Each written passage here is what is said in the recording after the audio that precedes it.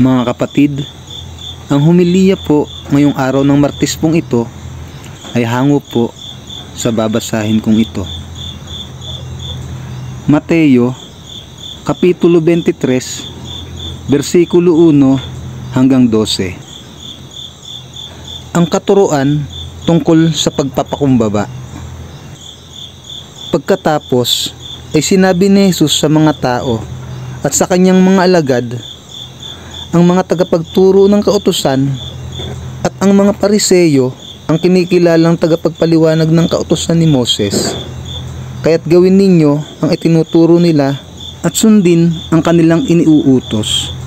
Ngunit huwag ninyong tularan ang kanilang ginagawa, sapagkat hindi nila tinutupad ang kanilang ipinangangaral.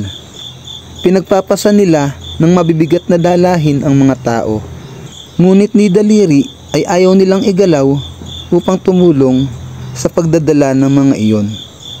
Pawang pakitang tao ang kanilang mga gawa. Nilalaparan nila ang mga lalagyan ng talata sa kanilang noo at braso, at hinahabaan ng palawit sa laylayan ng kanilang mga damit. Ang nais nila ay ang mga upuang pandangal sa mga handaan at ang mga tanging upuan sa sinagoga. Gustong-gusto nilang iginagalang sila sa mga palengke at tawaging guro. Ngunit kayo, huwag kayong patawag na guro, sapagkat iisa ang inyong guro, at kayong lahat ay magkakapatid. Huwag ninyong tawaging ama ang sino mang tao sa lupa, sapagkat iisa ang inyong ama, ang Ama na nasa langit.